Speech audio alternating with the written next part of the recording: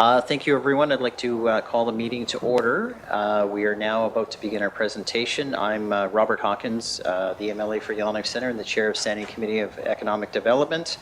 And I'd like to thank our guests for coming today.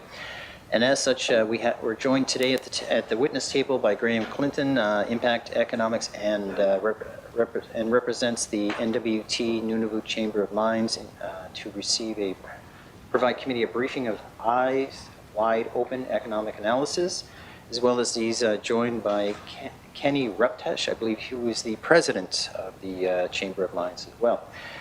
For sake of process, I'll quickly introduce members, and I'll say on my far right, we have MLA Shauna Morgan, MLA for Yellowknife North, MLA Kate Reed, MLA for Great Slave, MLA Danny Neely, MLA for Satu. On my far left, we have MLA George Narasu for Mackenzie Delta, and certainly not but least, in any form, in any way, MLA Julian Morris for Frame Lake, including myself, Robert Hawkins, as I pointed out. Folks, process-wise, this is for the witnesses, that is, process-wise, we have to flow all items and discussions through the chair. We're being recorded, so I'll have to recognize who the speaker is at the particular time. So quite often we get enthusiastic witnesses who will comment to a member's question before we're on the mic or a camera. So that said, who do I start with first? Is it Ken? The mics are operated by our techs. So that said, Mr. Reptesh, if you'd like to introduce yourself and proceed as necessary. So first and foremost, thanks for having us. We find this piece of, or this article that Graham has written is kind of our last kick at the can. There's a lot of what he's written that we've been saying for a while, but we thought commissioning this report would be a way for everybody to see what it could look like. And if this is the path that we want to go down without resource sector, then so be it. I like to think it's not the path that we want to go down. It says in the report, it's not meant to be alarmist. We're not trying to say that this is what's going to happen. We're just saying that if we continue down this path, here's what will happen. And if that's the path that the NWT chooses, then that's the path that we're going down. But again, from our perspective, we'd like not to head down that path. So I think it was 3 years ago, we commissioned this report from Mr. Clinton. And through COVID, we haven't really rolled it out, transition in government, and we felt it an appropriate time with the new government coming in that we roll it out now and really, if we decide whether or not we're going to act and how we're going to act. So with that, I'll turn it over to Graham here to kind of discuss the report, give you a high-level briefing. I assume that everybody has a copy of the report, but we're happy to circulate it after we've got the full report or a briefing note on it, but we're happy to circulate that after the meeting here. No, thank you very much. We have the presentation, we have the report, and I think we even have a summary if memory serves.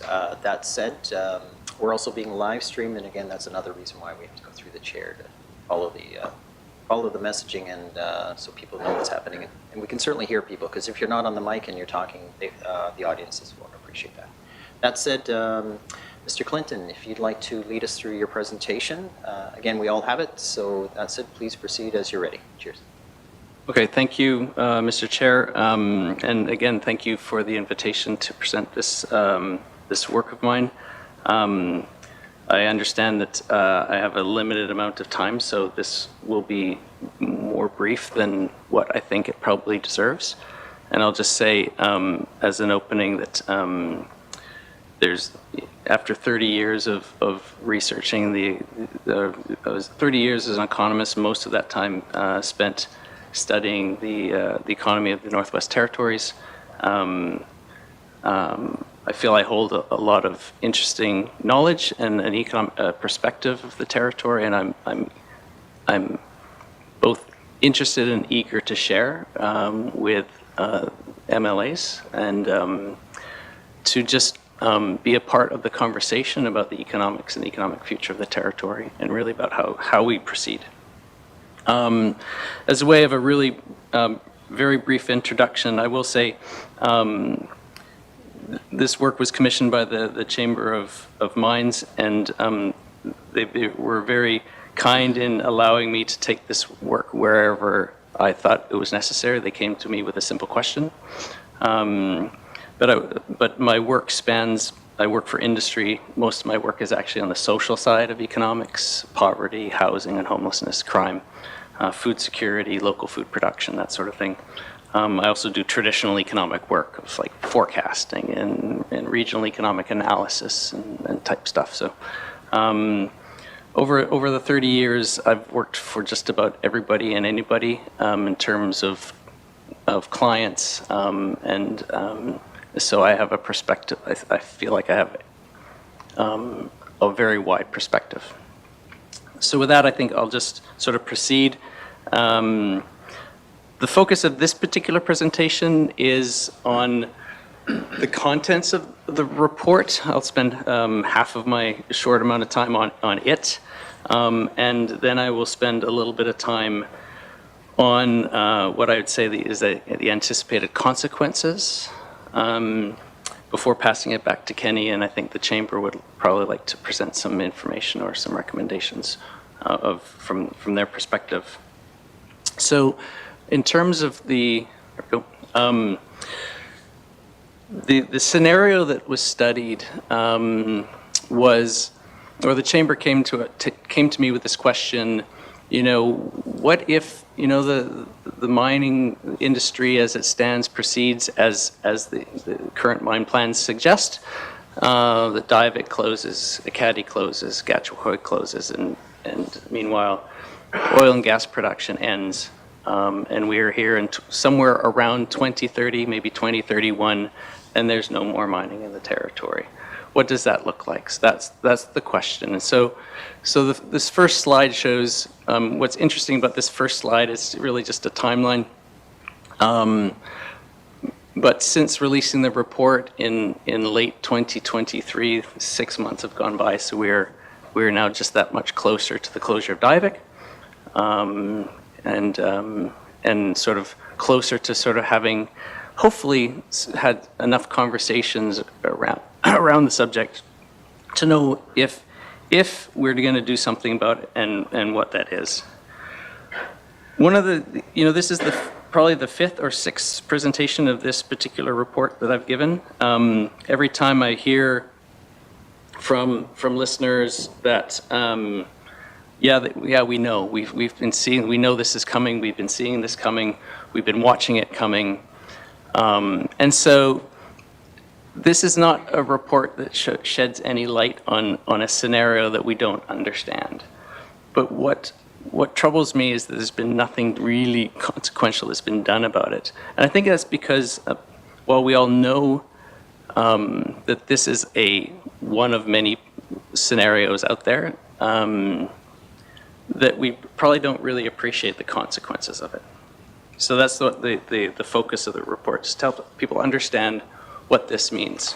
And not just from a broad economic perspective, but from a you and me, what happens to the people of the territory? How does it affect families? So if we could just think first about sort of a broad perspective of the industry. Mining, of course, is more than just something that happens 300 kilometers from town, where people go for 2 weeks, they disappear and they come back. There's more to mining than that. Certainly from an economics perspective, over 90 years of the mining industry or activity in the territory, obviously the economy has grown up around it. And so if you're looking from a contribution perspective, you had mine services and supplies and logistics. There's all sorts of transportation and trucking and earth moving services, administration, science, engineering, regulatory work. There's a lot of businesses and a lot of employment that support mining either directly or indirectly, or is affected through sort of the supply chain, let's say. When we talk about mine closure, or the sort of the potential for the industry to disappear, these positives turn into negatives in the sense that these things go away.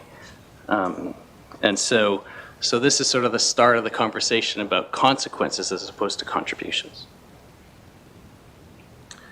So What happens when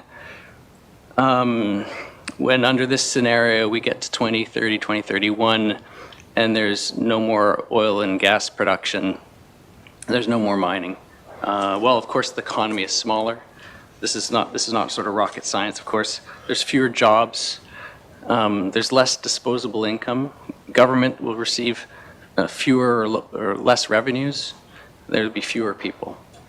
These are sort of broad strokes. This is what happens. The economy will be smaller, and there'll be less of sort of everything. If we want to look just specifically at some numbers, there's some big numbers up here. The mining and oil and gas sector exports in and around $2 billion worth of product annually, which a better way to understand this is they sell their product to international or buyers elsewhere in Canada, and it brings in $2 billion of new money. This is not sort of Canadian taxpayer money. It's not NWT residents' money. This is new money into the territory that enters in our economy. And if to give it $2 billion is a hard number to get your head around, but as a comparison, the GNWT receives approximately $2 billion from the federal government through its grant, which it uses to, run schools, hospitals, support infrastructure, run programs. So it's that's the size of the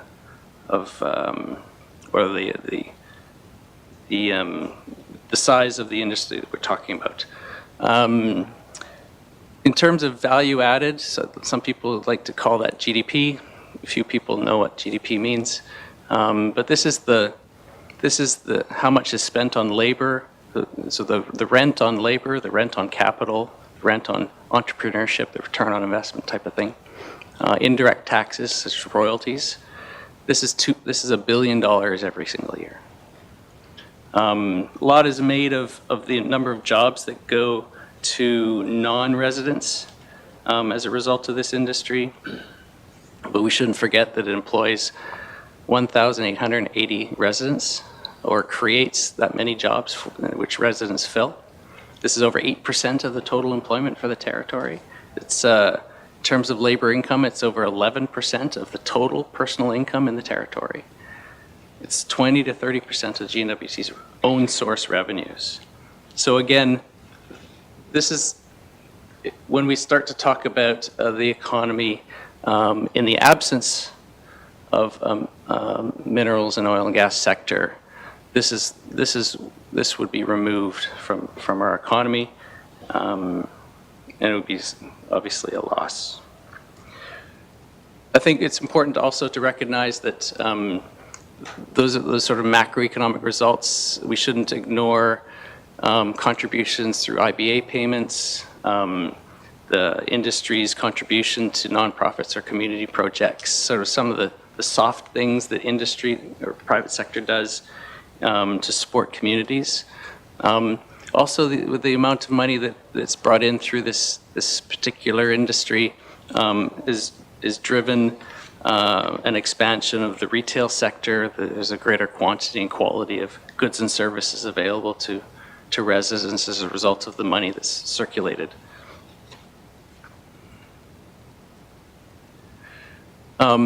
Perhaps the largest concern that I would have looking at this particular scenario is the potential effect on population.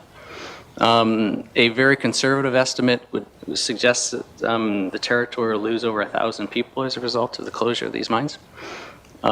This would be more than our worst year in the last 20 years. This little graphic that I have presenting here shows that on average, we lose around 395 people every single year. So every year we lose people. It's a problem that we have. Retaining the people that we have is a problem. Even in our best year in the last 20 years, we lost over 100 people. Our worst year was over 900. So the cumulative effect of mine closures would be worse than this.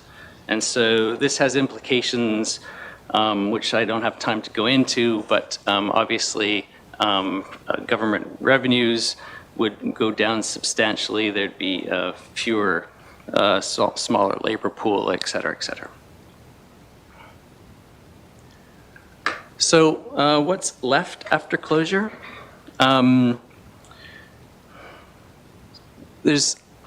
I think this is where the conversation needs to turn, is understanding if we find ourselves at the end of 2030, 2031, and all of these sort of predicted changes have occurred.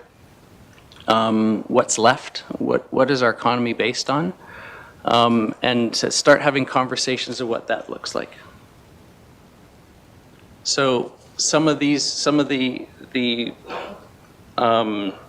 areas that I think that we have to understand is that as a territory, we can't spend ourselves out of this sort of pending sort of recession or depression.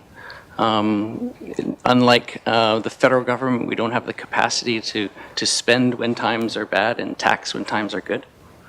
At the federal level, there's a growing debt problem, such that there will at some point be a reconciliation of the federal spending, and at some point we will stop with deficit spending, and it's something that the territory relies on.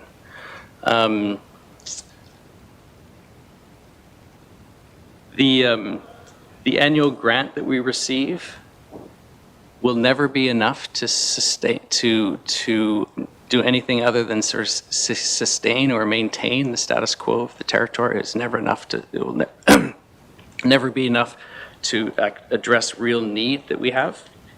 And in particular, let's consider, have a closer look at our opportunities for diversification and understand that they are not all scalable, and many are not sustainable without constant support from the taxpayer.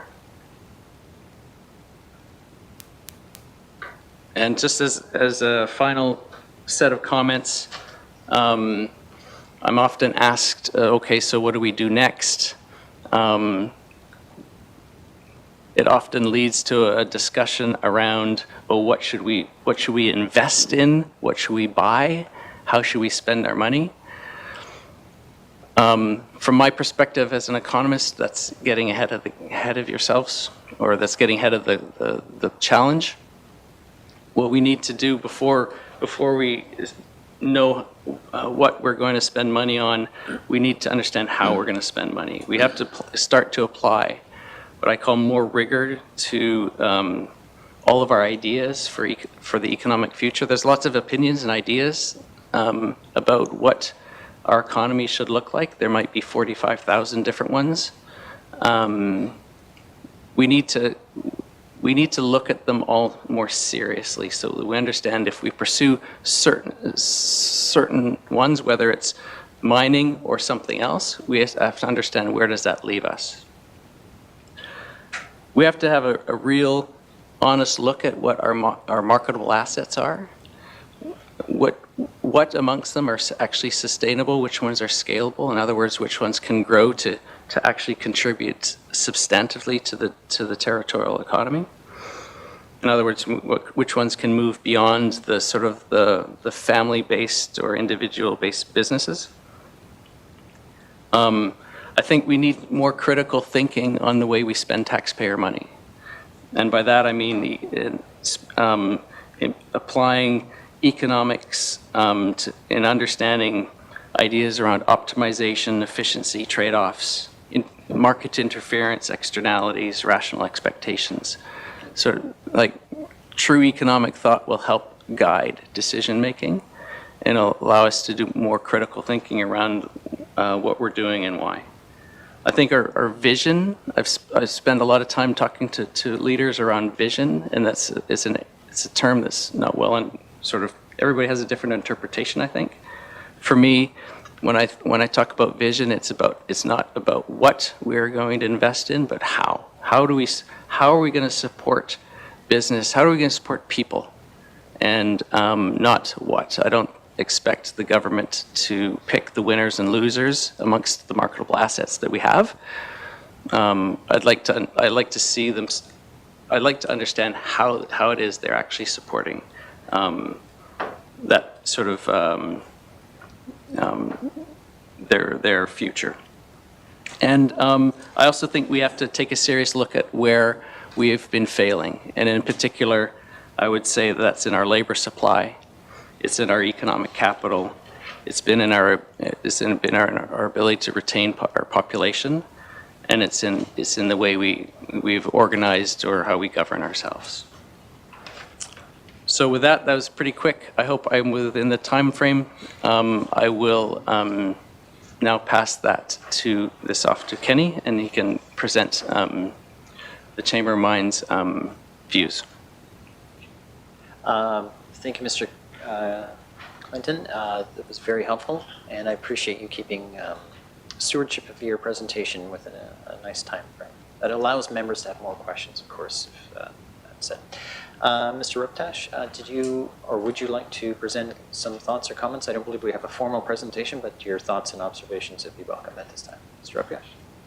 Yeah, I'm happy to actually open it up for a few minutes of questions for Graham, if there's any, just so we don't get distracted with what we can do moving forward. If there's any questions to the report or his presentation, I'm happy to concede a bit of time there, as long as you are. I'm okay, but I might take later. Yeah.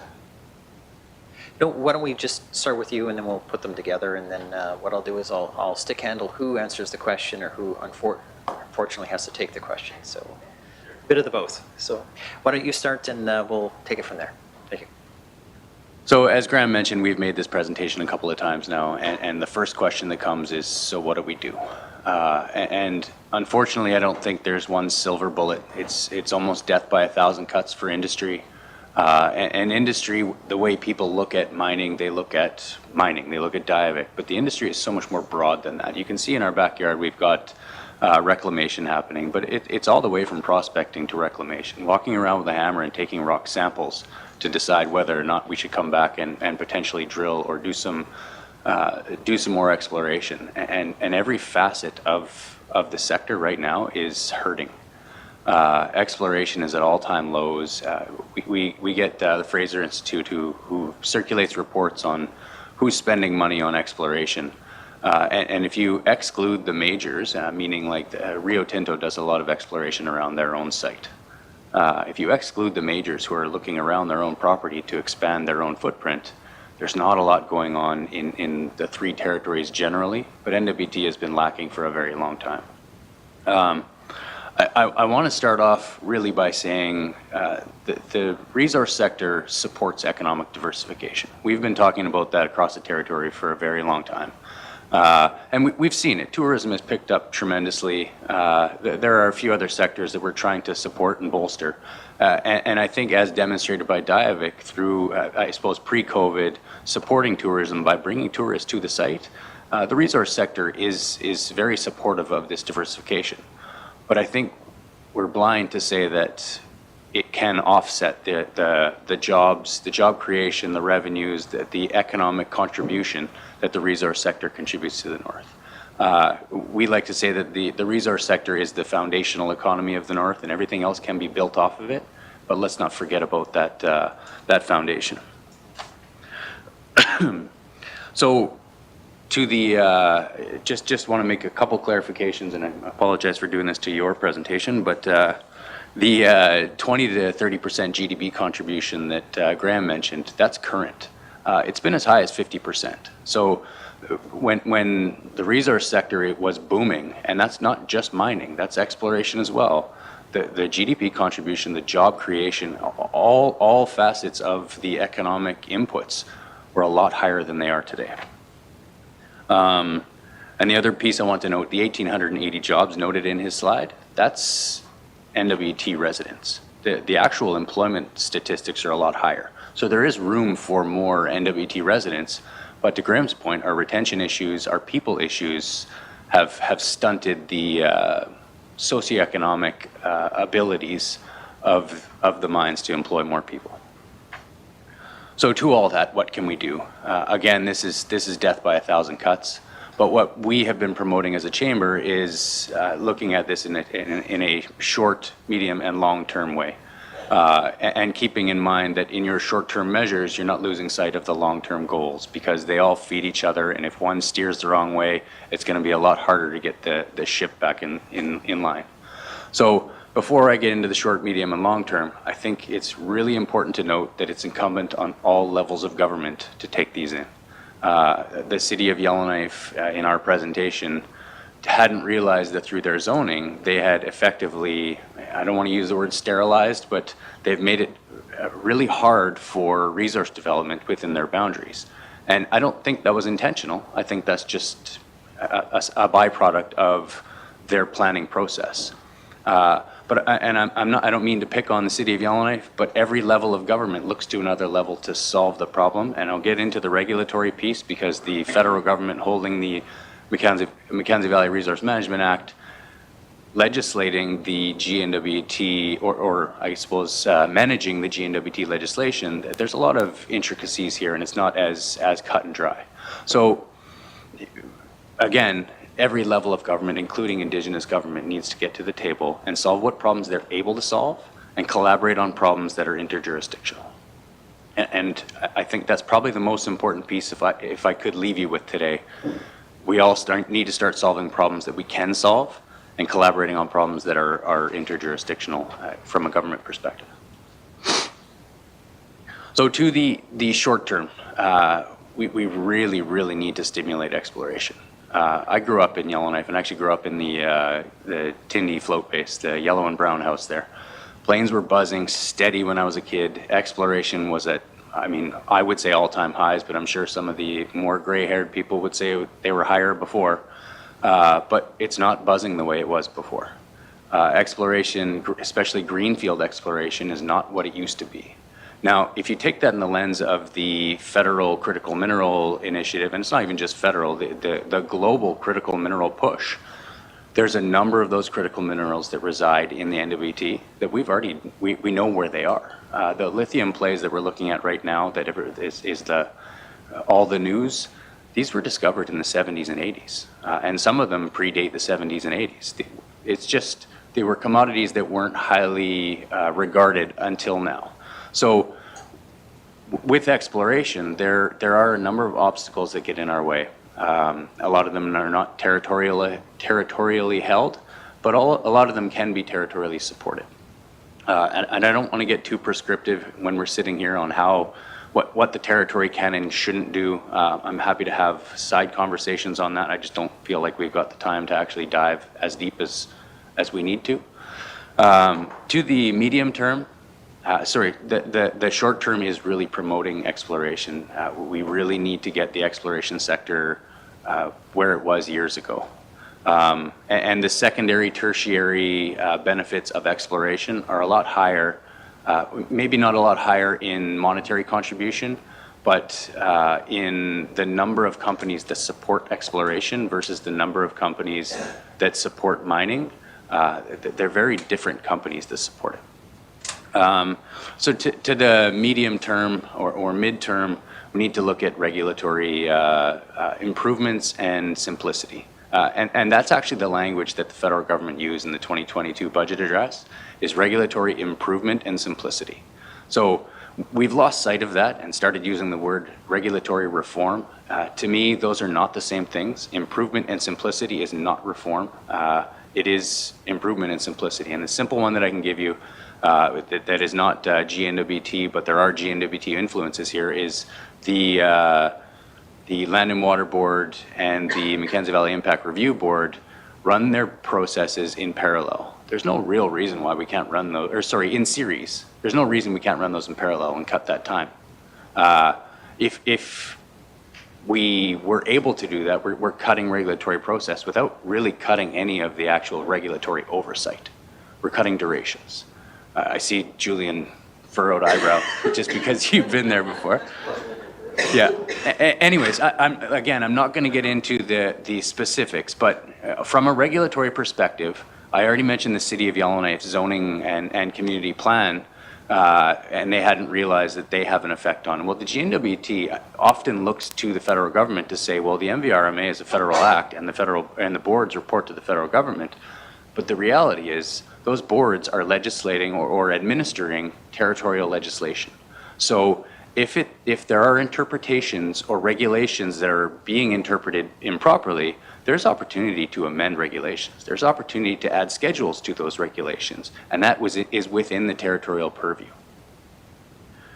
There are a number of other pieces in regulation that we can discuss, but again, I don't think we've got the time today. The long-term vision for the territory needs to be infrastructure. And I recognize that infrastructure is not a simple, here's some money, go build something. There needs to be business cases. There needs to be a lot hinging on infrastructure development. Now, the reason I say short-term exploration, medium-term regulation, long-term infrastructure is that exploration can really influence what infrastructure would be really important for the territory. And I always go back to the Snare Hydro, because in 1956, there was a Popular Mechanics magazine that the federal government put out, bolstering their, I won't say bragging, because I've been chastised by Tom on that, but essentially quasi-bragging about how less bragging, about how they're building the Snare Hydro, and they're selling all that energy to Giant Mine, and there's a return on investment, and everybody from the territory is going to benefit from it. Well, Giant's been shut down for decades now, and the lights on in this building are still powered by the Snare Hydro. So when we talk infrastructure, we can pair that with the anchor tenancy of resource sector, then there's an actual return on investment for the territory. Or Indigenous governments, or a collaboration of a number of governments. So the reason we're looking at this 1-step, 2-step, 3-step is don't lose sight of the third when you're acting on the first. So all of that said, what can the territory do?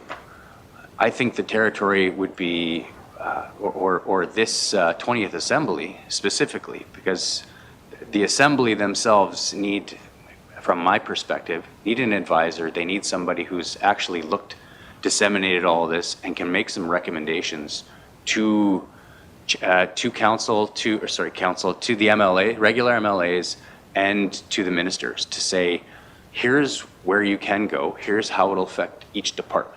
If this is placed inside of a department, it gets siloed in that department, and there's not as much collaboration amongst departments. There are people who will argue that point with me, but from my perspective, an outsider looking in interjurisdictionally amongst each department and actually having open dialogue with each department. If we do this, how does it affect this?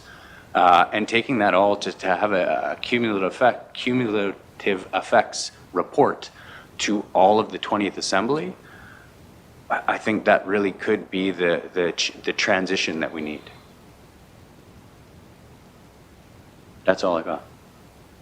That was pretty big, so I wouldn't say all. Thank you for that.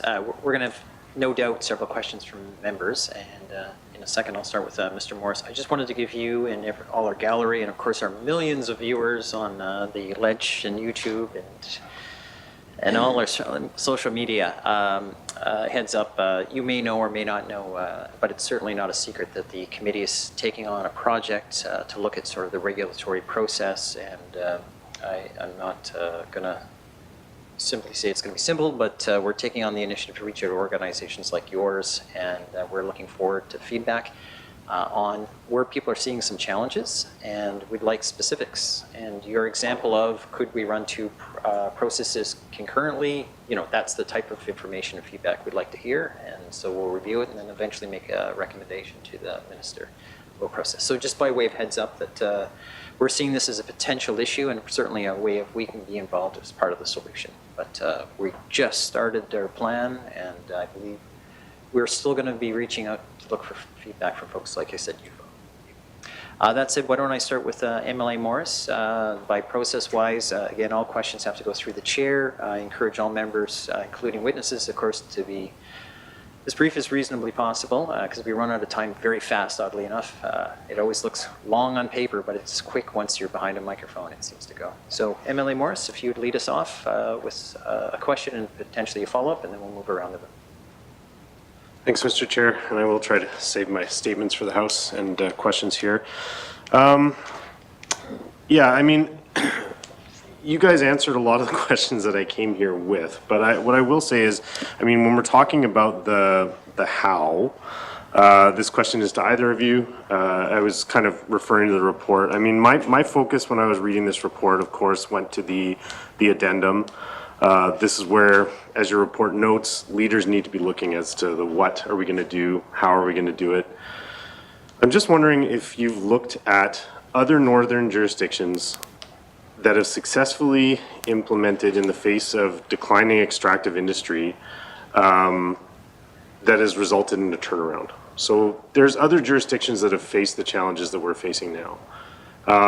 Have you done any digging into kind of what has been successful, some things that the NWT could look to model ourselves after, to give us some better ideas about the hows and the what's behind this?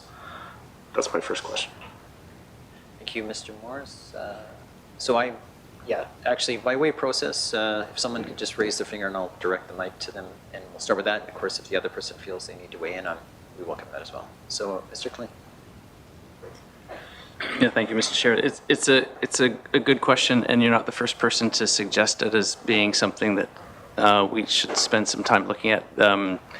History has a tendency to repeat itself, and what we're seeing in the territory is textbook in terms of how an economy grows, transforms, matures, and then finds itself in the state we are today, where, and I won't get too deep into the theory and the philosophy, but I wrote a paper in 2007 that outlines exactly what's happening, and in particular, when we get to this point in time where the economy is in decline,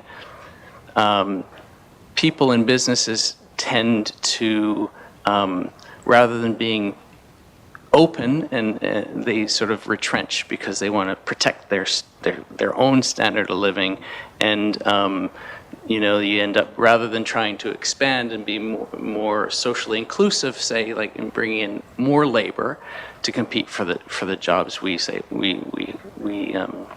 hold back, and we're sort of more hesitant, and so we also ultimately become a self-fulfilling prophecy that it just gets worse and worse and worse and worse.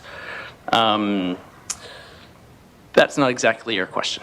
The point I will say is, or the point that I've been making on this, and when that question has risen, is I use the example of Alberta. And when the Alberta government changed from a century of conservative governments to for a short blip NDP government, what didn't change in Alberta is their marketable assets. The NDP didn't come and say, you know what, we no longer value oil and gas, cattle ranching. They didn't. I mean, the economy is based on agriculture, oil and gas, tourism, technology. That didn't change with a change in government. All that changed was the how. And when I talk about vision, what's the vision of this particular assembly? What was the vision of the previous one? I don't know. So when I ask that question, I say, like, it's not. I don't want from this assembly for you to pick the winners and losers. I just want to know, how are you supporting residents? And if a marketable asset is our resources, I want to understand how is that being supported. So that doesn't answer your question exactly, but in part, in the sense that when you look at economies going through transition, it's more about how they manage it, not sort of what they spend on.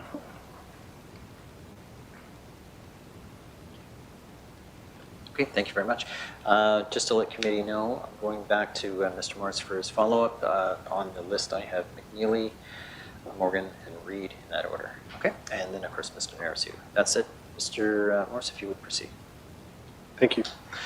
Yeah, and the only thing I will say is, I mean, I'm looking forward to chatting after this. I don't want to take up committee's time, you know, speaking to kind of my thoughts on all of this. But I think that you would be somewhat encouraged to know about the conversations that are happening here and some of the things that we've been talking about. I mean, certainly it's not been lost on me, any of this, and I've been talking about it since the beginning of my short-lived political career for the past 9 years. But I guess, yeah, this is really the question I'm looking to get at. Like, you're talking about us talking about the how. I think that's probably where we need the most work, is speaking about that how, looking at other jurisdictions that have been successful, and ultimately, I would love to see this assembly and the North in general kind of coalesce around a collective vision. That has been kind of the missing piece, and I think you've spoken to that in your report a fair bit, I see us as trying to do a lot right now, and I think one of our biggest challenges is, like,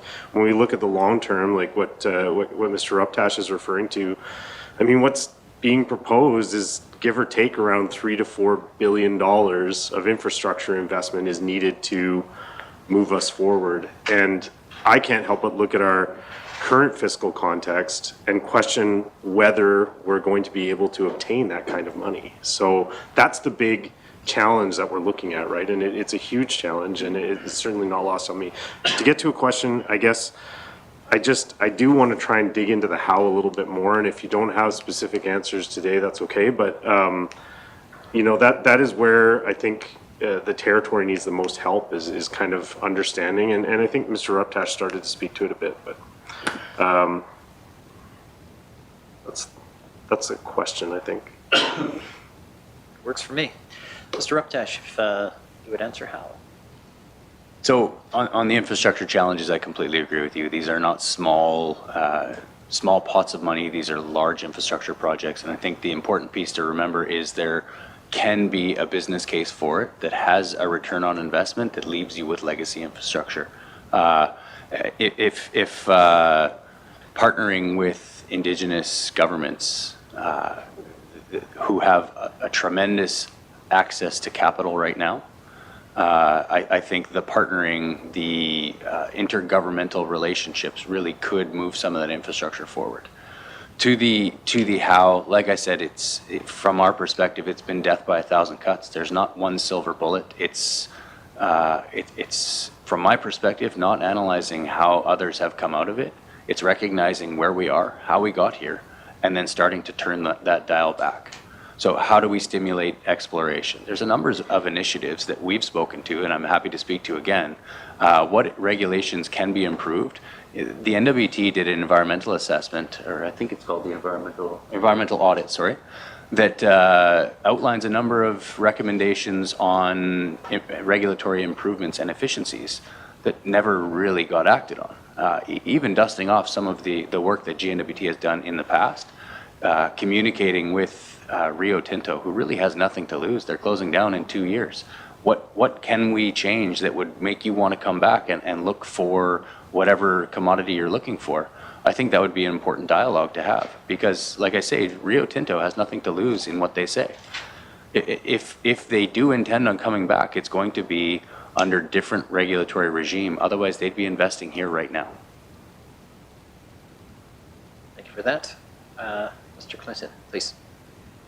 And I don't want to take up time either, but because I think the question was well answered. But what I didn't talk about in my presentation that I spent quite a bit of time in previous ones is sort of a brief walk through the last 20 years of the territory and how we got to the point we are, because I think that's actually where we start, is understanding the mistakes that have been made in the past.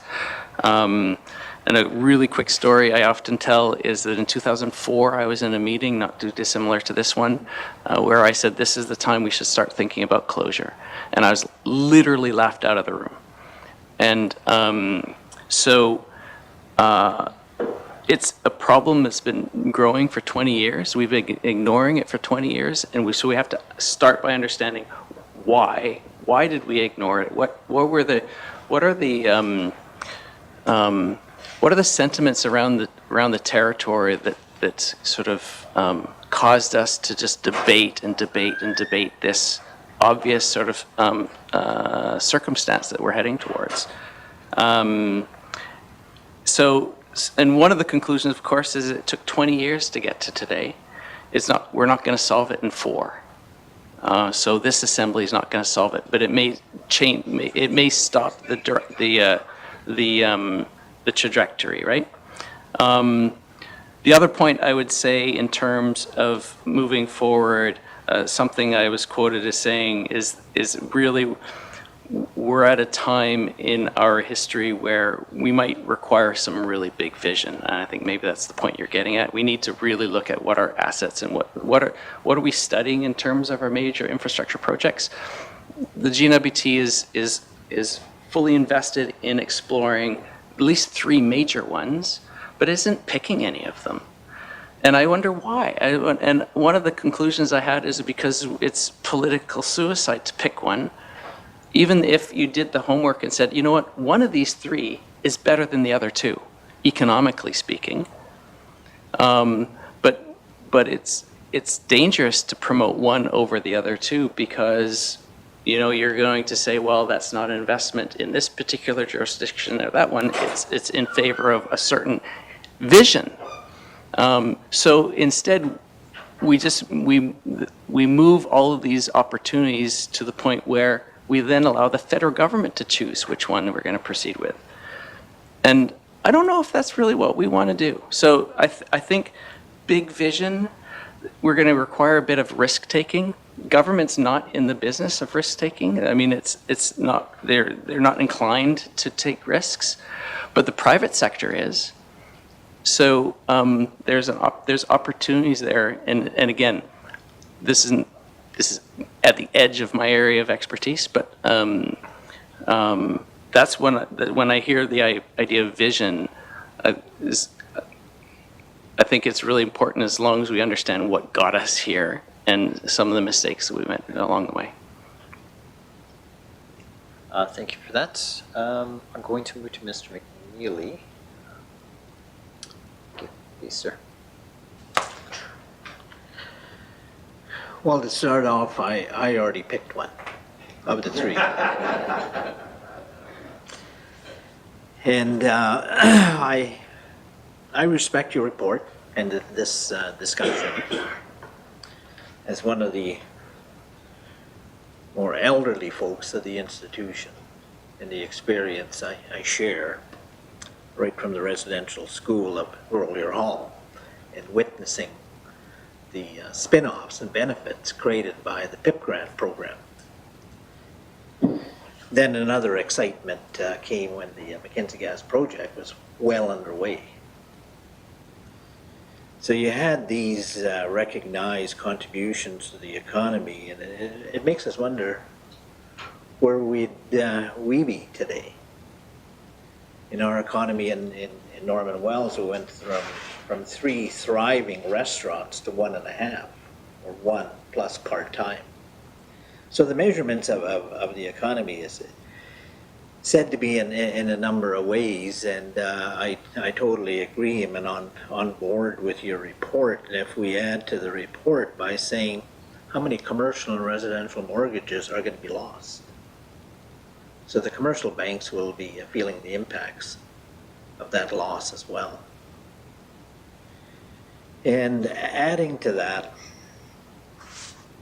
I kind of prepared some thoughts here in saying, are we approaching the millennium or the perfect storm? Mine closures, climate change, natural disasters are all impacting this institution and this government. I live in a barging community in the summertime. Are we going to get any barges? Last year we did. We had a taste of that. We could not purchase any propane last fall because the barges didn't arrive. Projects got canceled. Shortage of fuel. We had to fly in fuel. We had to fly in 2 generators to 2 different communities. So those are all recognized deficiencies, or I wouldn't say deficiencies, I would say examples impacting the cost of operating for this institution. But yet, on the other hand, we are sitting on $1.5 billion in bilateral agreements brought in by the 18th Assembly. So it begs the question, decisions to the decision makers. If you want to create a disposable economy, don't sit on that capital. Let's make a decision to release it and enjoy the fruits of labor. And also adding this to your report, if we look at the possible potential changes to the next closure of the next mine outside of Diavik, what about the discussions going on, because we're really the victims of corporate decisions, somebody else's or some other company's boardroom. If you look at the discussions of what's happening between BHP, Anglo American, De Beers, being a victim of that subsidiary conglomerate, and the possibility of saying, well, you know, the homegrown or man-made gems are really flooding the market for genuine diamond gems in the marketplace. And when with inflation on top of that, everybody experiences the high cost of living. Can they really afford a genuine gem or a man-made one?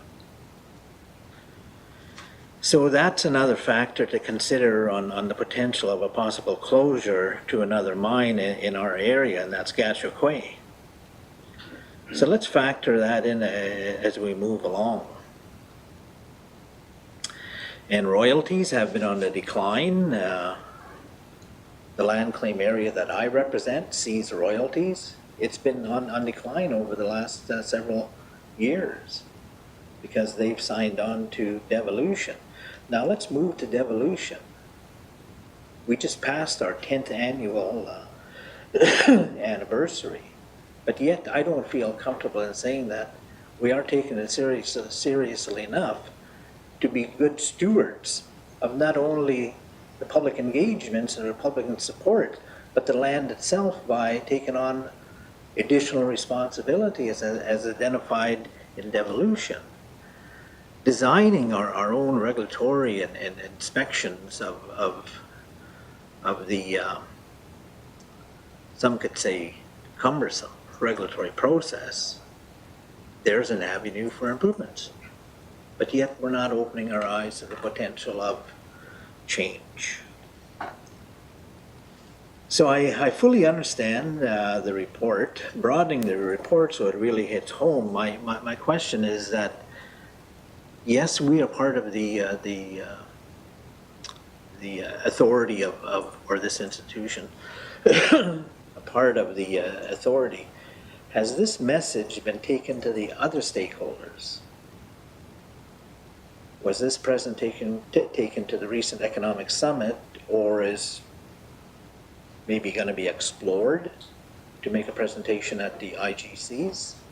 Because we got the Intergovernmental Council body that consists of leaders that can make a choice in releasing lands and simplicity to the regulatory system. So that's my question. How many other stakeholders have you made this report to? Thank you, Mr. Chair. Thank you, Mr. McNeely. I go to Mr. Clinton first, and we'll see where we go from there. Please. Simple question. This is, I think, the 5th group that I've met with. I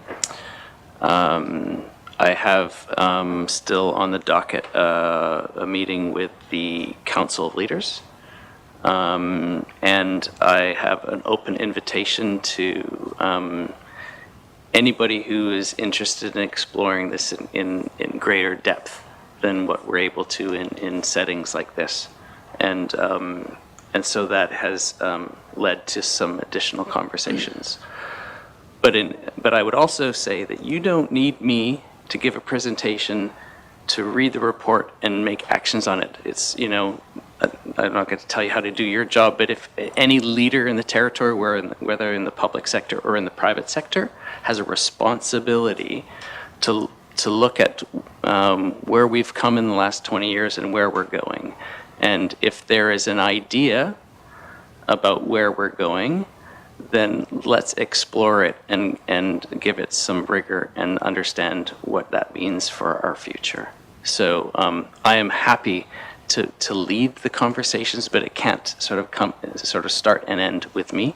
It has to be everybody. So, but yes, I think that I suspect I will continue to get invitations to give presentations on it. With that, Mr. McNeely, and I just want to remind members that we're still through their first two people, and we've probably had about 30 minutes since the presentation's done, and we have just over 30 minutes left. That's why I'm not interjecting, but I would encourage people to be efficient as possible. Mr. McNeely. Thank you, Mr. Chair. Yeah, I'll try to be as efficient as possible on a subject that's going to affect my grandchildren. So having said that, moving on to the next question, conclude me on board. I was convinced years ago on board to try and make a difference to the lifestyle in the commerce community and the public community and so on, and bringing in further investment. But leading by example really is the fruits of what we're going to show 3 years from now. I'm hoping that we would be at that point in saying, yes, we've made shovel-ready projects drivable. We can no longer deny that climate change is here or not here. We can just look around. It's actually going to cost us more. It costs over $200,000 to fly those two generators in to two of the Sahtu communities. So there's all sorts of examples that the inevitable is coming. One could look at the man-made islands in Norman Wells.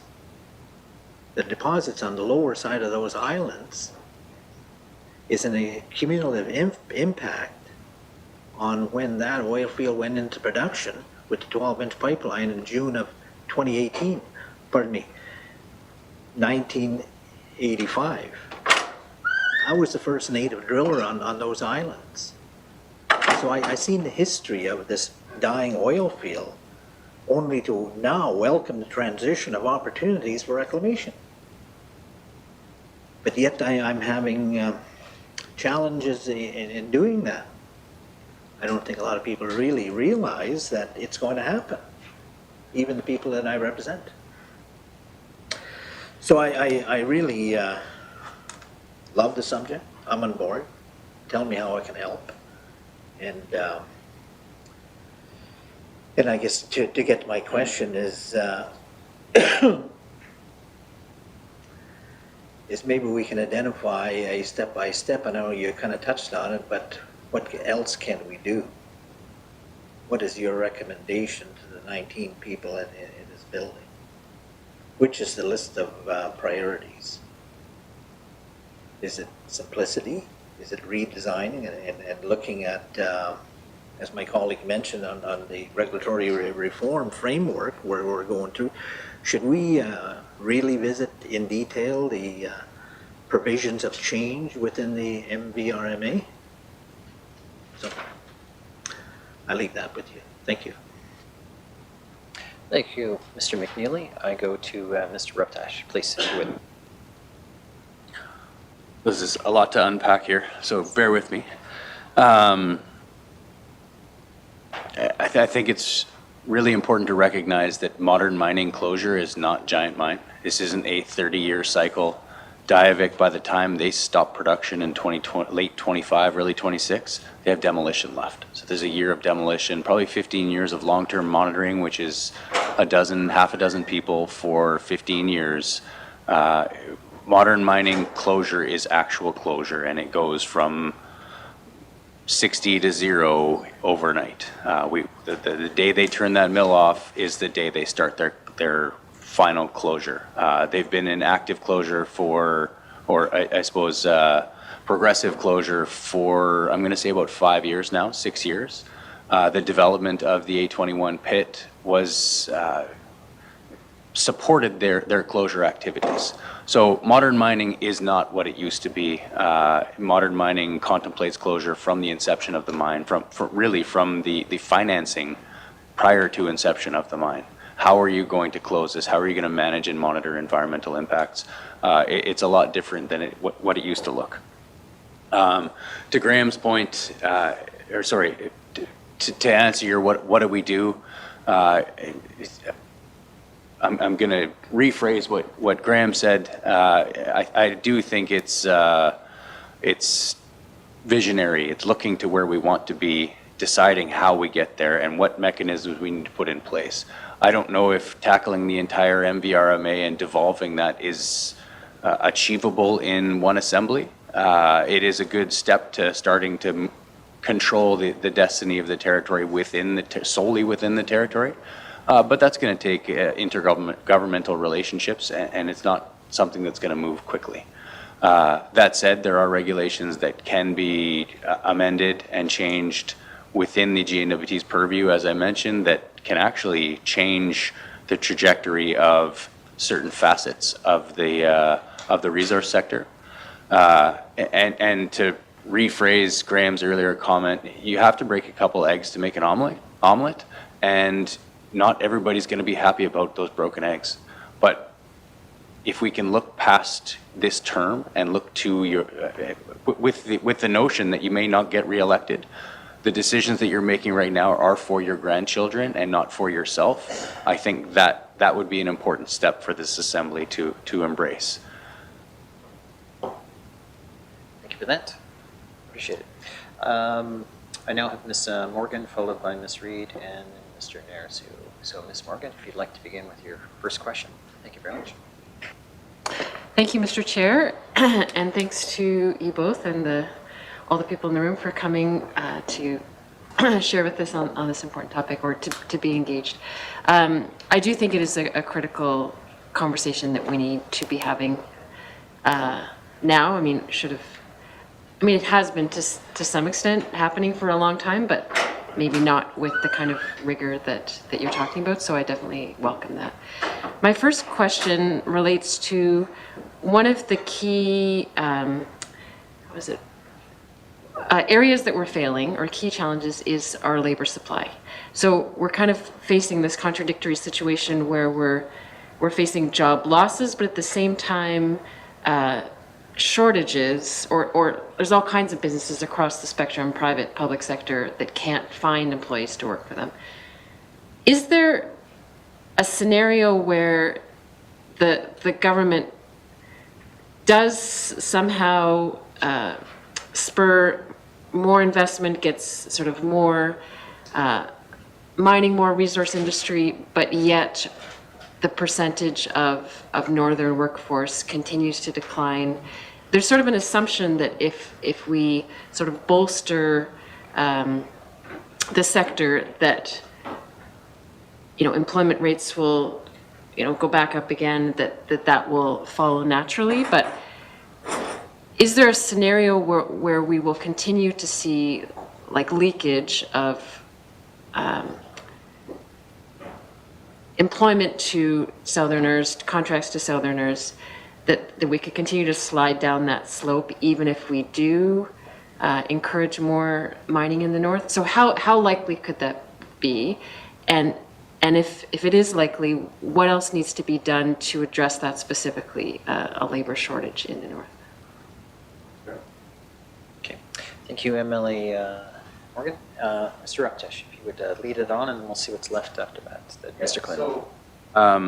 I suppose for me, the dialogue started last assembly when the notion of socioeconomic agreements was tabled under the newly acted Mineral Resource Act. I grew up here, and in high school, the conversation happened with everybody. What are you doing after high school? Where are you going? Here's the opportunities. And mining was one. I mean, it was at the inception of the diamond mine, so it was at the forefront of everybody's everybody's thoughts. Here's a new opportunity. But the point is, the guidance counselor actually sat down with everybody and said, what are you doing? Here's some opportunities that would be tailored towards you. Through the socioeconomic agreements, I actually reached out to 10 grade 12 students who just happen to be kids of people I play hockey with. All but one had not spoken to a guidance counselor, not sure what they were doing. The one that had spoken, 3 of them were going to university. 7 of them were either taking a gap year or unsure of what they were doing for the preceding 12 months. But the one that spoke to a guidance counselor, it was because she didn't know how to apply to a specific school. So it can't be industry's agenda to get out into the high schools and demonstrate the opportunity of the resource sector. To me, that's a government job. The government needs to get out and promote what industries are available and relevant to the territory so that the youth don't have to look on their own, or they may still look on their own. In high school, there was a number of people, I can't wait to get out of the territory. And I'm going to say 75% of them ended back because the grass wasn't as green as they thought on the other side. So I don't think that's actually answering your question in the lens of how much leakage can we stop, because I think some leakage is inevitable. How much can you retain and how much can you demonstrate the economic opportunity of the North is really where there can be some government influence. Thank you for that. Mr. Clinton. Yeah, I can take a crack at that as well. So I think what you're getting at is this idea that economic growth doesn't necessarily float all boats, is the saying, right? And in the Northwest Territories, that is absolutely true. And we want to be cautious here. We're talking about something in 2030, and not about today, because today the economy is actually quite robust. There is a lot of job openings that are not being filled, and we have this curious thing in the territory where it seems the only thing that really gets us excited about education and training is a major project like the opening of a mine or a giant mine or in particular something led by government spending. Oh, well, this is an opportunity or a reason to improve our education and training. And yet, and on any given year, we are importing into this territory $500 million of labor. So, and this is not all miners, by the way. Some of them are miners, some of them are doctors, some of them are teachers, some of them are lawyers, some of them are plumbers. It is every aspect. Oh, and by the way, some of them are fishers and some of them are tourism operators. So we don't have an excuse for our labor supply being where it is. We don't have to wait for a major project to come along and say, hey, if we actually developed this project, the hydro, the road, whatever it might be, that would be a reason to stimulate education and training. There's reason today to stimulate education and training. And our labor supply problem, we have been combating with what I call the buy local policy. And we've fallen in love with the buy local policy, and it's gotten us into trouble. So when the diamond mines first entered the territory, we were not ready. Our labor wasn't ready. Our businesses weren't ready. So we came up with this idea: hey, let's force private enterprise to hire our labor and buy from our businesses. And it worked. It worked splendidly. It was a part of the transformation that took place in the territory. These policies, socioeconomic agreements, IBAs, sort of saying, like, and then holding industry to account, saying, you have to hire our people. You have to buy from it. It worked. It maybe worked too well, because what happened is this is a stopgap policy. It was a policy put in place because our labor wasn't ready and our business capacity wasn't up to par in 1998. It's over 25 years later, and with the Giant Mine Remediation Project, $4.3 billion within city limits, by the way, and we're still rolling out the same policies. You have to buy our labor. You have to buy from our businesses. When are we going to stand on our own with our own labor supply and our own business capacity and say, we're going to compete and we're going to get those jobs? And by the way, we don't need government to interfere with that.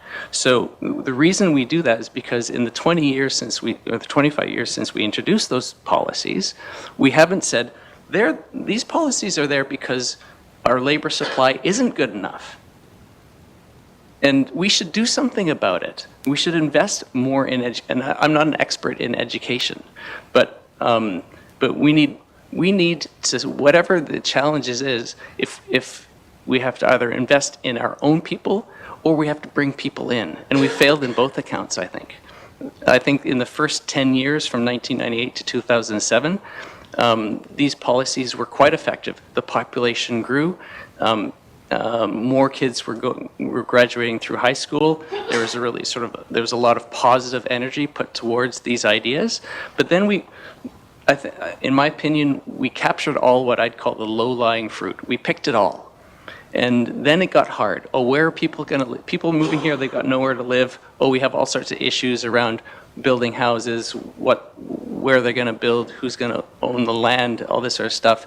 We ran out of kids who were just on the cusp of entering the labor force and had just needed a little boost in order to get them into the workforce. We ran out of those kids, and then it became hard, and we kind of gave up. And so we haven't made progress since. And so now we're forced to go back to these old, tired policies, which aren't actually helping us. Thank you for that. I appreciate your passion on the issue. By all means, it shines through. Ms. Morgan, if you have a second or a follow-up question, please, if you could.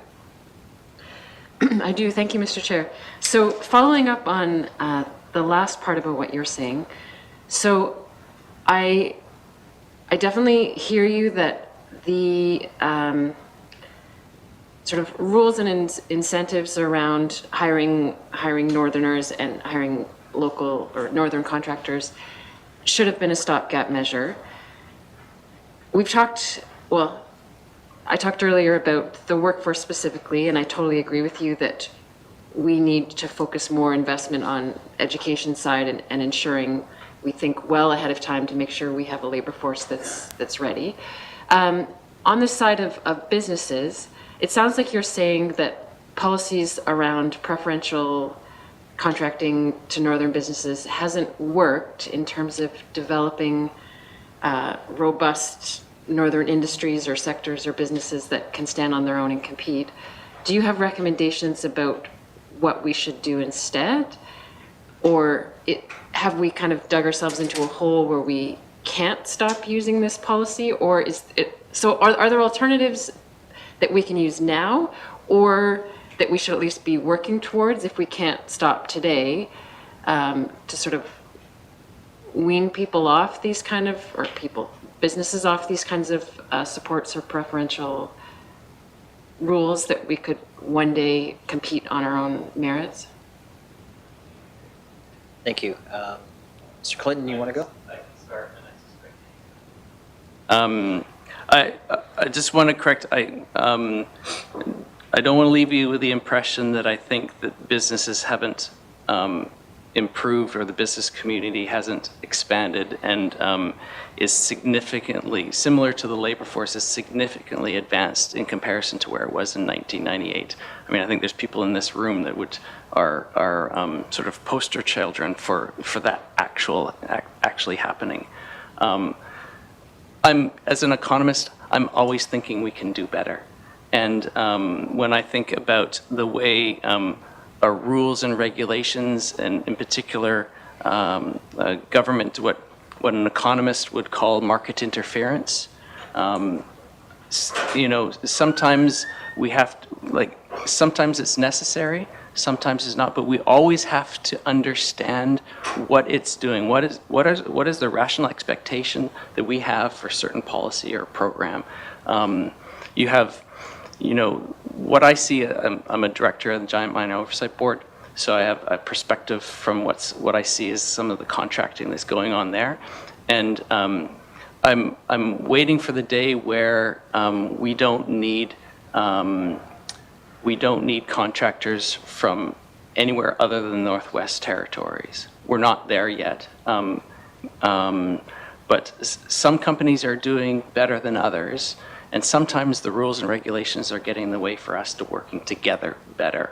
And one of the examples I give is the previous assembly talked about the remediation activities as being an economy, which I had a lot of problems with, and because one of the ideas is an economy is something you want to grow, and they said, how can we grow through Giant Mine? How can we grow our business community and and through this remediation economy, implying that when Giant Mine is done, that Kenny and all the businesses that are operating at Giant Mine will pack up all their stuff and they will move to Norman Wells, and they will then work there. And when they're done, they will move to Port Radium and they will do all the work there.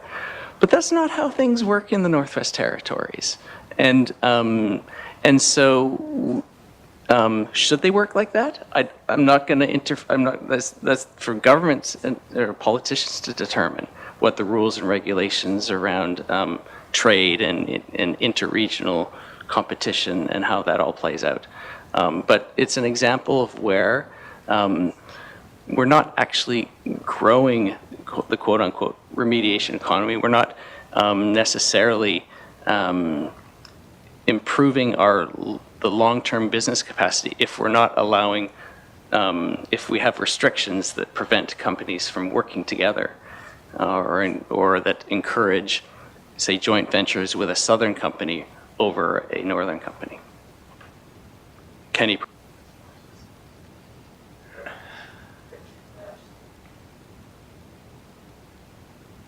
Just a reminder to everyone, we still have two more folks on this, but I'm hopeful our witnesses will stay at least so we can include our members, and I'll probably forego most of my questions. One of the regrettable challenges of being a chair is that sometimes you do that, other than maybe one question, of course. But just hope you folks can stay at least to ensure, because we had a 3 o'clock deadline and we're approaching it, so just keep it.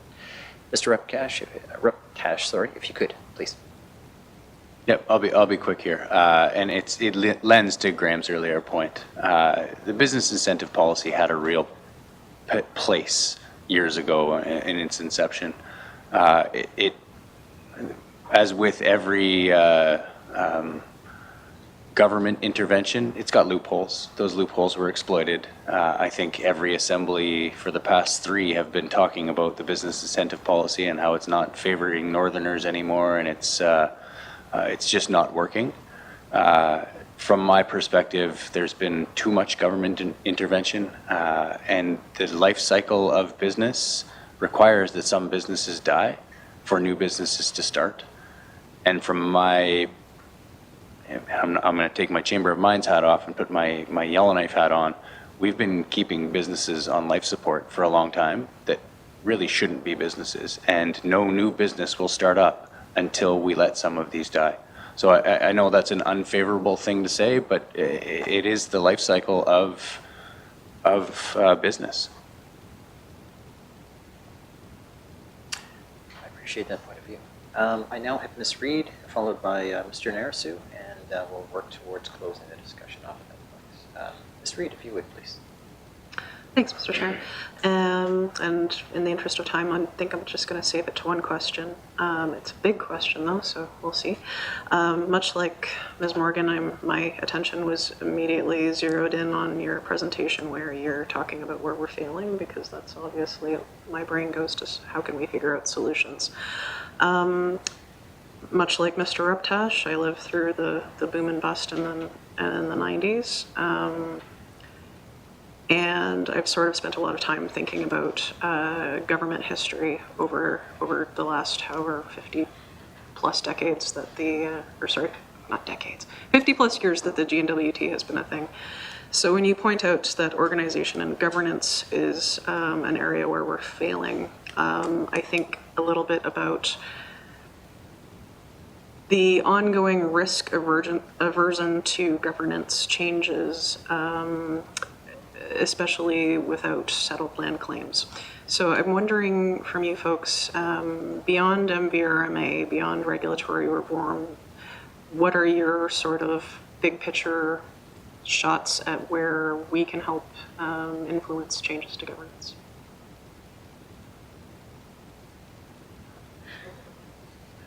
Thanks, Ms. Reid. Mr. Ruptash, if you want to begin. I don't think that's a simple answer. There are too many parties involved. Again, I'd go back to what is good for our grandchildren, not what's good for ourselves. As an outsider looking into politics, it seems as though it's easy to get pulled into politicizing issues, making sure that you're not stepping on the toes of the wrong people. But from my perspective, it is going to take some vision to make some regulatory amendments and changes. And like I say, this isn't, from a resource development perspective, this doesn't actually need to be changes to the current regulations. Even simple things like the interpretation of regulations has changed over the past 20 years. The regulations in place right now, I'm going to give you a very pointed example of this, but bear with me.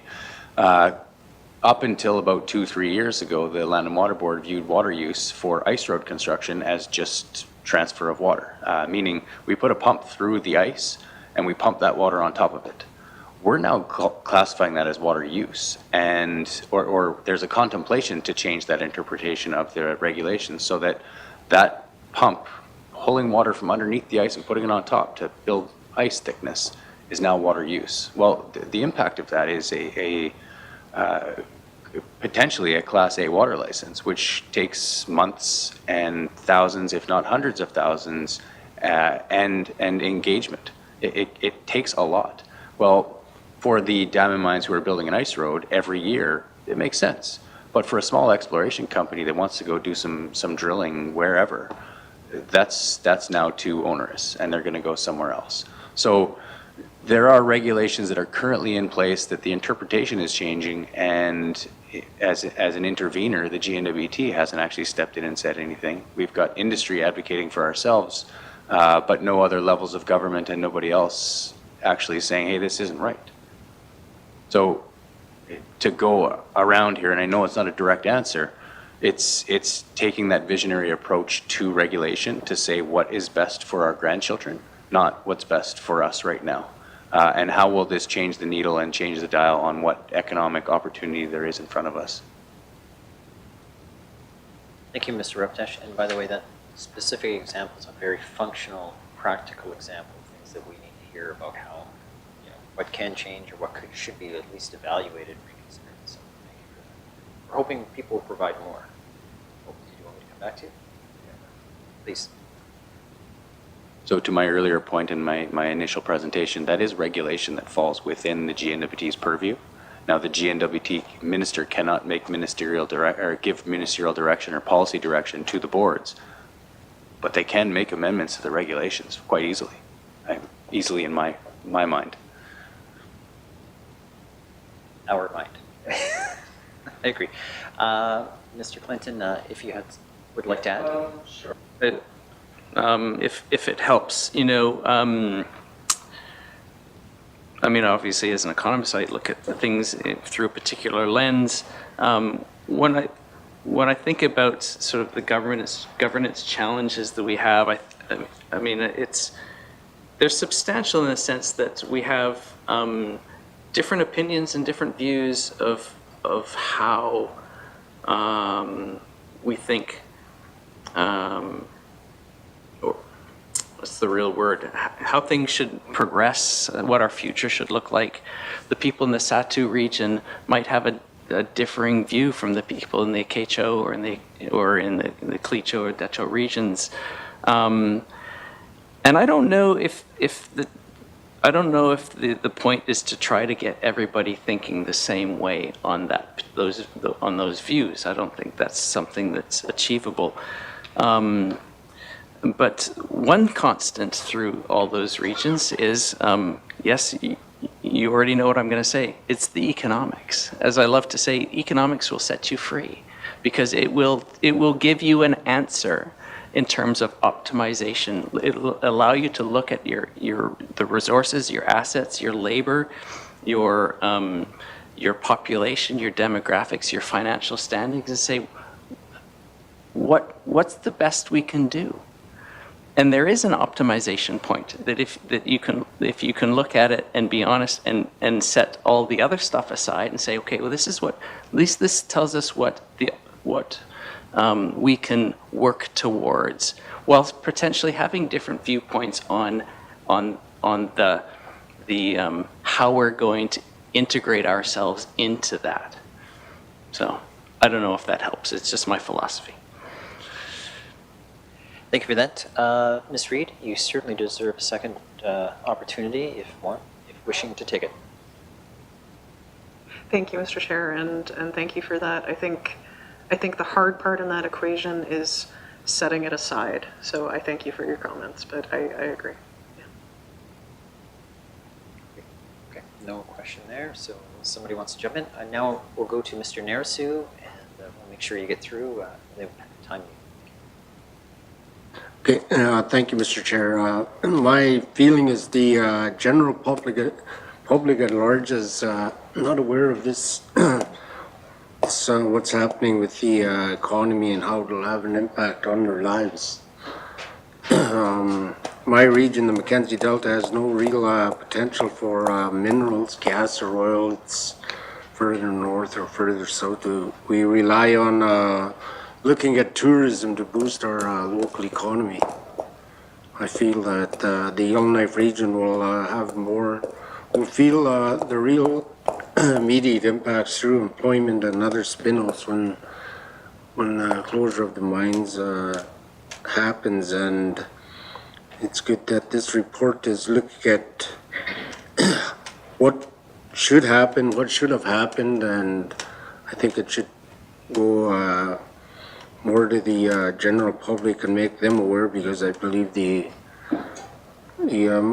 common people are not aware of this. They feel it will not have an impact on them, but it will have an impact on them.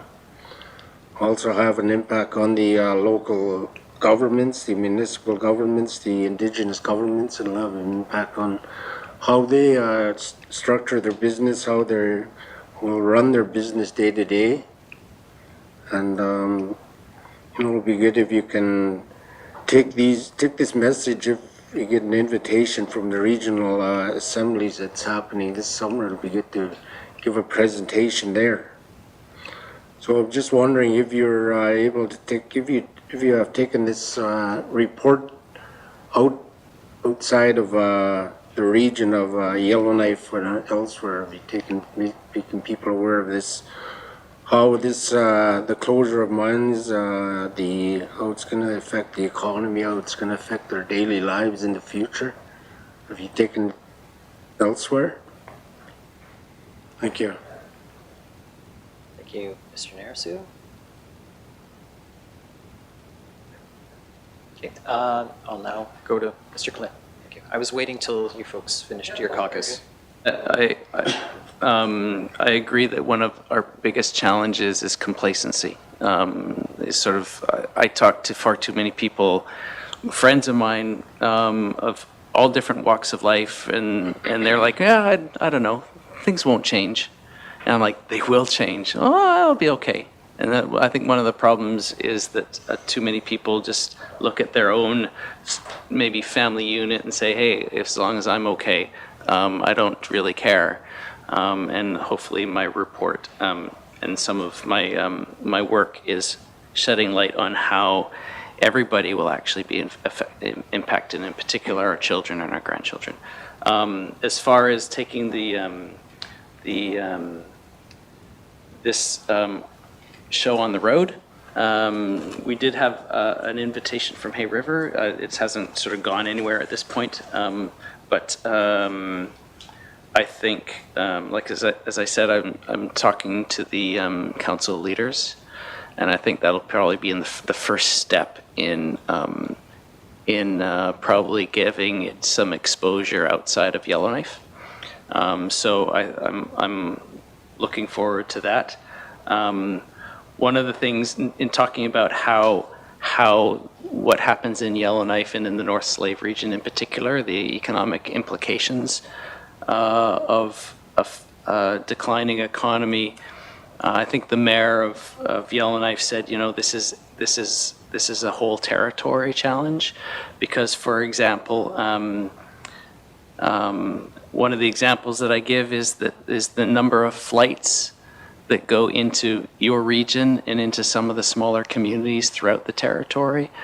The number of them will go down significantly as a result of the loss of the resource sector, simply because they're just not moving people or gear. And so those businesses have no reason to fly into those communities. And so the effect will be felt everywhere by everyone. And I think it's an important message to understand. Thank you very much. No, don't worry about it fast, Mr. Narasu. We'll get it out properly. So please. Oh, thank you, Mr. Chair. Yeah, my what I said wasn't geared just to Yellowknife. I said they'll feel more of an impact, but it does have a broader impact on the rest of the NWT too. I am aware of that, and other people and regions have to be made aware of that too. Thank you. Thank you, Mr. Narasu. A follow-up from either of you? Okay. So folks, we've reached, well, I'd call it close to the end, and I'll just provide a quick comment and an extremely brief question, recognizing we've gone past our 3 o'clock time. I'd like to thank you for some of your frank and direct comments. I do agree that if either it's businesses or government policy, if it doesn't continue to reinvent itself, you know, it won't allow industry to mature, and sometimes that means changing policies to allow them to stand on their own. And I find it interesting that you put, or you coined it basically, that some industries may be kept on life support because of some of these processes. And I can appreciate that sometimes a social policy where it might have been intended as an economic policy, and hence it's had some challenges. I also agree with you about picking a project like MLA McNeely. I mean, to me, sometimes it would have been easier just to make the decision 5, 8 years ago, 10 years ago to do the Mackenzie Valley Highway, and yet it's the old paralysis by analysis, and yet we've got 3 projects that it seems like we're almost waiting for one to start to finish before we start the next major project, rather than realizing the opportunity of dovetailing, and yet those middle years of nothing happening in between. So that's got to be one of the issues. And so ultimately, my specific question would be is, you know, I wake up every day and say I'm optimistic even when I'm not, and I try to be relentless about things, and I use that as to pull forward to say, how do we get out of this challenge today? So my question for you would be is, what is the government, from your point of view, it may be as simple as 1 or 2 things, which is, what do you see the government doing as right to help stimulate some of the things you're suggesting? Because it'd be very helpful to hear how we can help direct, create, support momentum that's going in the right direction. Any thoughts from either of you gentlemen?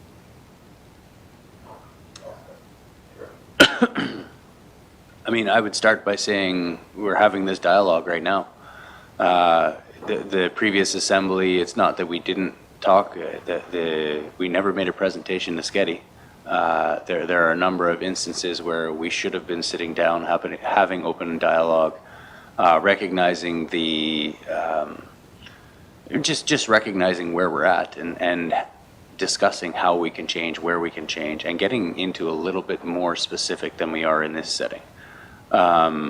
So that's one area. I think the 20th Assembly is a little bit farther ahead. The second, I think there's now a recognition that this could be a reality. The decline of the resource sector. I mean, if any of you seek re-election, you're going to see the closure of all of our resource sector. And if nothing else comes online, I mean, this assembly will see the closure of Diavik. The next will see Ekati, Norman Wells, Gachagua, and then there's nothing. So I really think the eyes wide open theme is upon you now. If as I started with, if the intention is not to have a resource sector, then let's just put the cards on the table and say we're not headed that direction. But if we feel that there is a need for a resource sector here, then we need to start making some of these moves. So again, by having this dialogue, by having further dialogue, getting into some specifics, the best person to answer what is impeding the development of their project is that project. And through the Chamber of Mines, we can facilitate those conversations at every level of the resource sector. And I want to impress that prospecting through to closure and even long-term monitoring post-closure, that's what we consider the resource sector. It's not just Diavik, Ekati, Gachagua. It is an entire sector.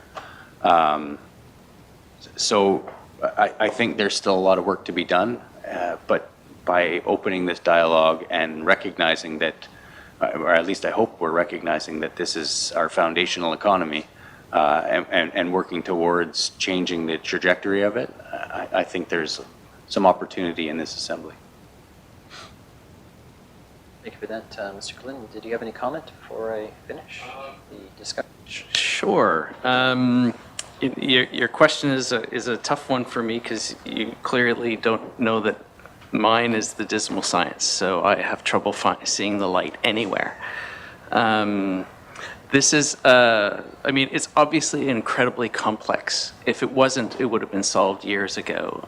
But there are, but in terms of what government has done right, obviously I spoke about the progress we made in the first 10 years of the diamond sector sort of coming to the territory, and in the gains that we made in terms of our labor supply, our importing of and retaining of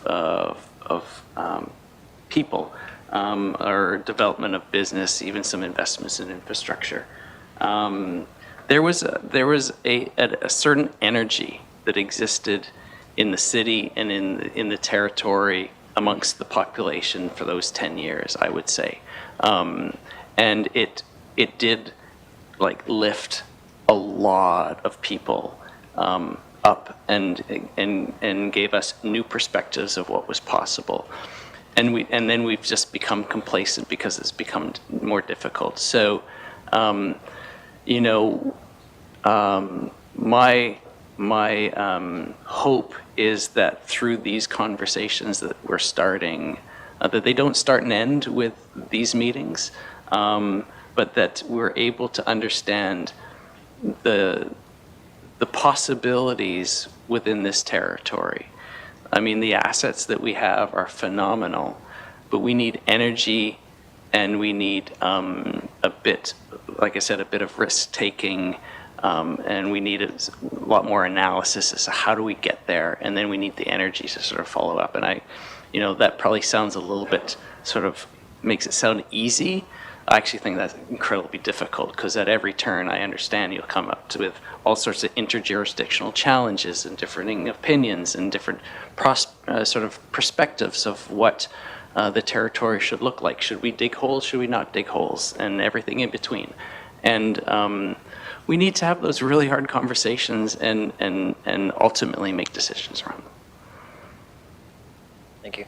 By all means, I very much appreciate your answers. They're tough to do, and I can appreciate your perspective of what you both brought to the table. So before I close, I just want to recognize the important work that you folks do, the industry represents, and the contributions you make to our community and sort of the future. And they're certainly not going unnoticed. I think everyone around this room is looking towards the future, and we all have to be part of the overall solution by all means. Mr. Clinton, your reports will be further examined by committee members, I have no doubt, over the coming days, weeks, and months, and it'll be part of the work we do. Mr. Ruptash, I have no doubt we'll engage more on this particular issue and certainly dovetail into other issues at the same time, again, speaking along the same issues. No less important, I want to recognize Mr. Tom Hofer, who's hiding in the back, who avoided sitting at the witness table. We certainly have gained much from his knowledge on these particular issues. So at this time, may I thank our two witnesses for this afternoon, And as I alluded to earlier, committee has taken on a project to look at processes to help people. And it's every group or individual will view it differently of what they need help. Synergize processes, peel the layers of the onion back. And our goal is to make things work a little better. And I do appreciate your coining of it. It's not necessarily about tearing it apart, it's about just making it work. That said, I'll now officially call it to a close and bid everyone a great afternoon. And committee members, if you could stay behind a couple minutes, I'll allow socialization, and then I'll have to force everyone out so committee can go back to work. Thank you. Cheers.